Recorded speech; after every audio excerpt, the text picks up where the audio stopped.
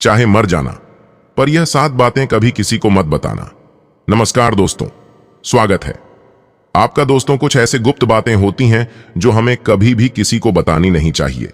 आपको शायद यकीन नहीं होगा, पर अक्सर घर परिवार में अशांति का कारण हम स्वयं ही होते हैं। हम इस बात को देख पाए या ना देख पाए, पर यही सत्य है, क्योंकि जाने अनजाने में हम खुद ही अपनी वह बातें दूसरों को बता देते हैं जो हमें हमेशा गुप्त रखनी चाहिए। और वही बातें जो जाने अनजाने में हम दूसरों को बता देते हैं, वही हमारे दुख का कारण बन जाते हैं। वही हमारे घर परिवार के बर्बादी का कारण बन जाता है। और फिर बाद में हमें यह सोचकर पछतावा होता है कि मुझे यह बातें किसी को नहीं बतानी चाहिए थी। मैंने जाने अनजाने में मूर्खतावश बहुत बड़ी गलती कर दी दोस्तों। इसलिए आज हम आपको एक ऐसी कथा सुनाने वाले हैं जिसे सुनने के बाद आपको 8 ऐसी बातें पता चलेगी जो जीवन में कभी किसी को नहीं बतानी चाहिए दोस्तों। और मैं आपको बता दूं कि इन 8 बातों के अलावा अगर आपको लगे कि कोई और भी बातें हैं जो मुझे बताना चाहिए, तो आप वह बातें कमेंट में जरूर लिखें। दोस्तों, आगे बढ़े और आप इस ज्ञानवर्धक कहानी में खो जाएं, उससे पहले यदि आप भगवान श्री कृष्ण को सच्चे मन से चाहते हैं तो कमेंट में जय श्री कृष्ण जरूर लिखें और साथ ही इस चैनल को सब्सक्राइब अवश्य कर लें। और हाँ, इस वीडियो को पूरा अंत तक जरूर देखें, वरना आपको जिंदगी भर पछताना पड़ेगा। यह मैं नहीं कह रहा हूं, इस वीडियो को देखने के बाद आप खुद ही समझ जाओगे। दोस्तों, एक समय की बात है, एक गांव में रामलाल नामक एक व्यक्ति रहता था। वह व्यक्ति बहुत ही गरीब था, इतना गरीब कि उसको 2 वक्त की खाना भी बड़ी मुश्किल से नसीब होती थी। वह काम की तलाश में पूरे दिन इधर उधर भटकता रहता, पर उसे कोई काम नहीं मिल रहा था दोस्तों। फिर एक दिन उसने अपनी पत्नी से कहा कि मैं जिस जगह भी काम मांगने के लिए जाता हूं तो हर कोई मुझे यह कहकर काम नहीं देता कि हमारे यहां काम की जरूरत नहीं है। मैं काम की तलाश कर करके थक चुका हूं। मुझे समझ नहीं आता कि मैं तुम लोगों का पेट कैसे भरूं, अपने बच्चों को कैसे पालूंगा, और यह चिंता मुझे दिन रात खाए जा रही है। यह सुनकर उसकी पत्नी ने कुछ सोचकर कहा कि तुम एक आदमी के पास एक बार ही काम मांगने के लिए जाते हो, और जब वह काम नहीं देता तो तुम दोबारा उसके पास जाते तक नहीं। अगर तुम्हें उनसे काम लेना है तो तुम्हें हमदर्दी तो जतानी ही होगी। तुम्हें उनसे हमदर्दी हासिल करनी होगी, अपनी गरीबी दिखानी होगी, ताकि वह लोग तुम्हारी मजबूरी समझकर तुम्हें काम पर रख ले।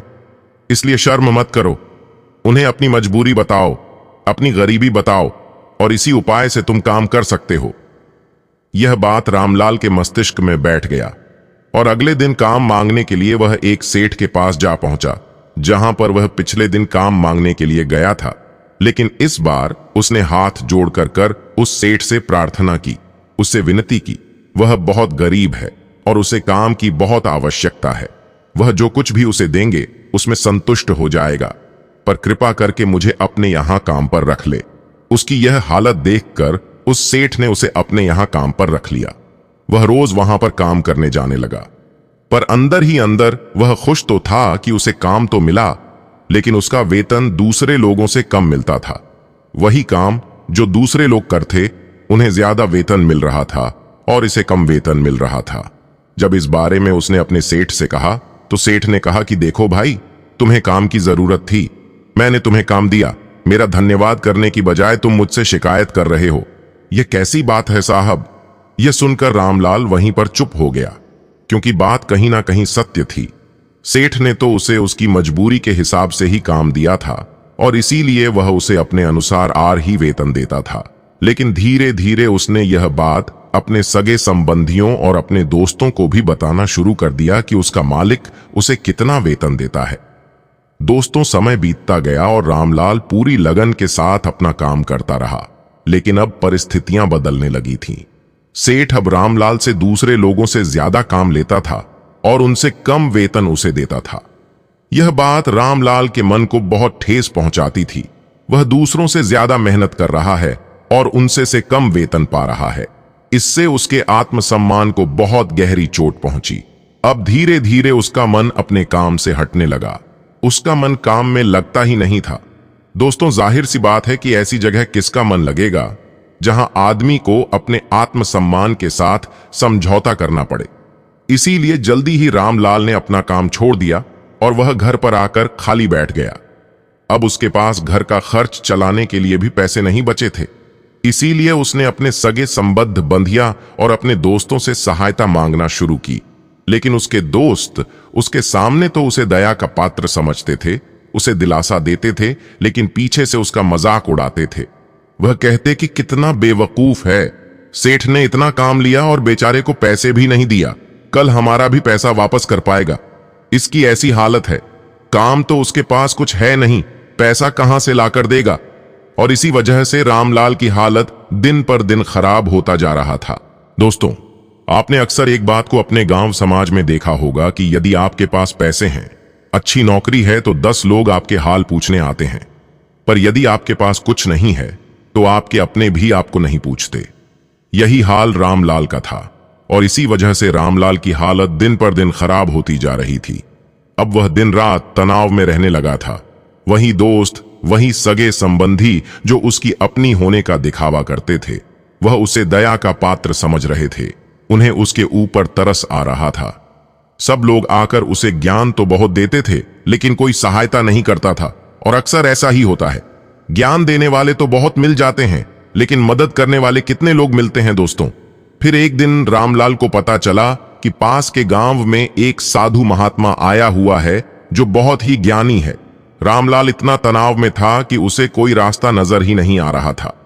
इसीलिए जाने अनजाने वह उस साधु के पास पहुंच जाता है। वहां पहुंचकर वह सीधे उनके पैरों में गिरकर रोने लग जाता है। वह रोते रोते उन्हें अपनी सारी स्थिति बताता है। उसे बताता है कि किस तरह उसके सेठ ने उसका फायदा उठाया और उसके सगे संबंधी उसके साथ कैसा व्यवहार रखते हैं। सारी बातें सुनकर साधु ने उसे चुप करते हुए कहा कि यह सारी समस्याएं तुम्हारी बुद्धिहीनता, तुम्हारी मूर्खता के कारण उत्पन्न हुई है। अगर तुम्हारे अंदर विवेक होता तो इनमें से एक भी समस्या तुम्हारा चित्र को दुखी नहीं कर सकती थी। लेकिन तुमने अपने अभिव्यक्ति के कारण, अपनी मूर्खता के कारण खुद ही अपने रास्ते में कांटे बिछा दिया। पर उदास मत हो, आज मैं तुम्हें 8 बातें बता रहा हूं जो भूल कर भी किसी को मत बताना। और इन बातों का अनुसरण करते हुए तुम बाहर से मिलने वाले दुखों को तो दूर कर ही सकते हो जो बेवजह दुनिया की वजह से तुम्हारे अंदर पनपते हैं। साथ ही एक हंसी खुशी जिंदगी भी जी सकते हो। तो सुनो, मेरा पहला बात जो किसी को नहीं बतानी चाहिए वह है अपनी मजबूरी है।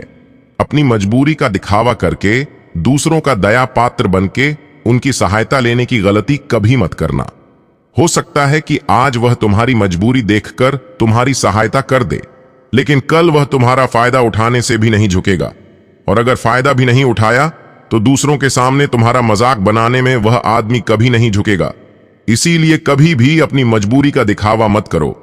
अगर घर में 2 रोटी है, भले ही सूखी रोटी है, तो वही खाकर सो जाओ, लेकिन दूसरों को इसके बारे में भनक तक नहीं लगनी चाहिए।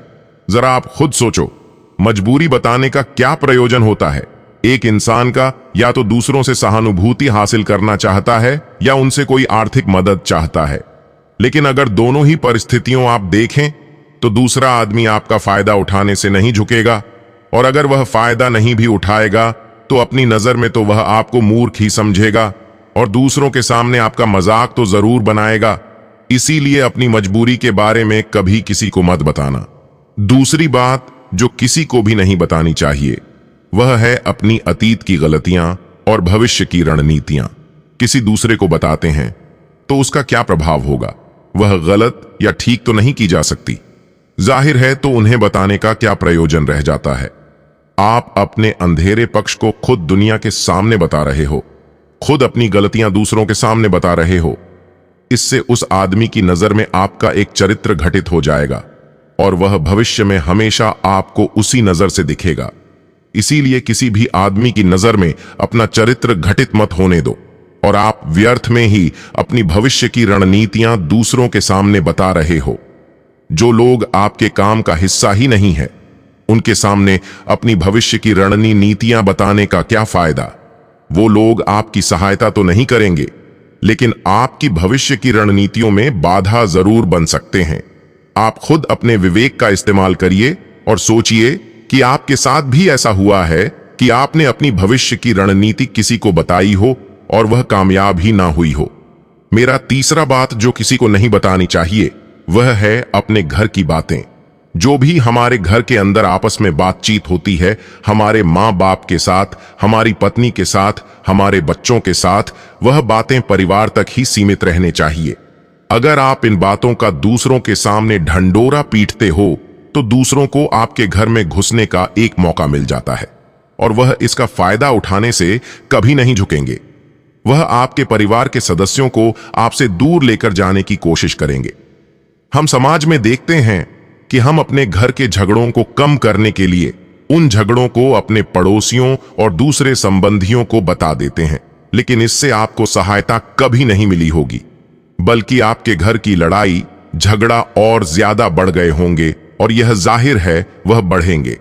अगर आप अपने माँ बाप की बातें दूसरों को बताएंगे तो आपकी माँ बाप को बुरा ही लगेगा कि हमारा बेटा हमसे बताएं बगैर दूसरों को यह बातें बता रहा है।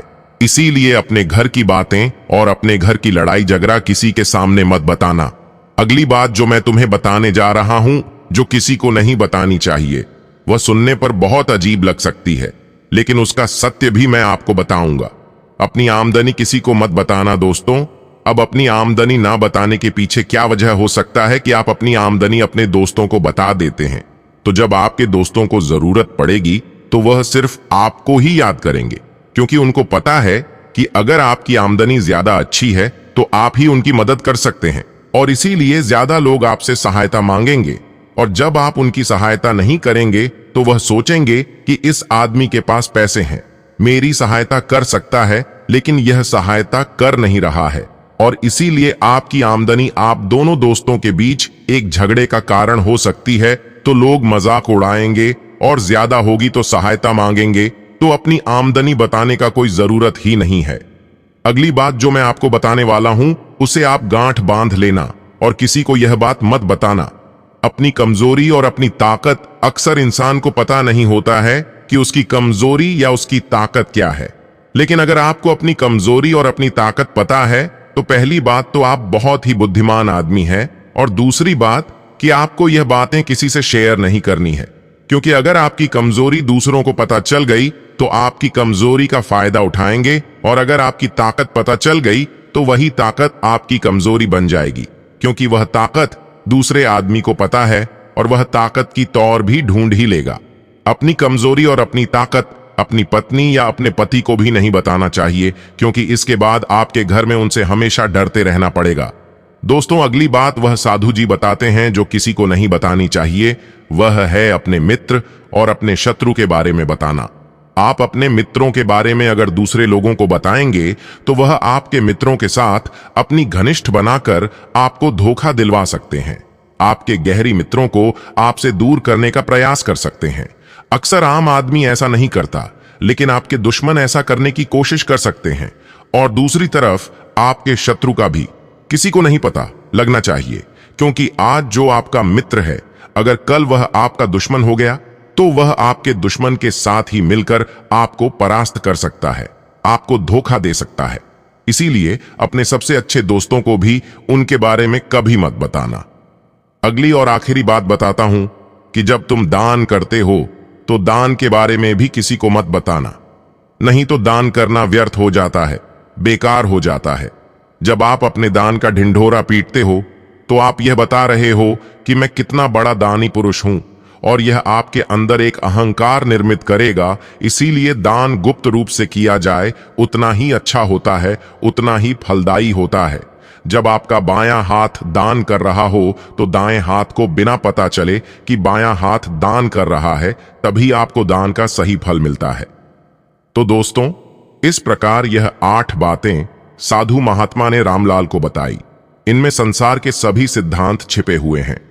इन बातों का अनुसरण करते हुए आप अपने घर में सुख शांति बना सकते हैं और घर के झगड़े हमेशा के लिए दूर कर सकते हैं और अपने घर परिवार में हमेशा सुख शांति बना सकते हैं। तो दोस्तों, हम आशा करते हैं कि आपको हमारी यह वीडियो पसंद आई होगी, तो कृपया वीडियो को एक लाइक कर दें और साथ ही कमेंट में जय श्री कृष्ण लिखकर ईश्वर को अपना आभार व्यक्त करें और इस वीडियो को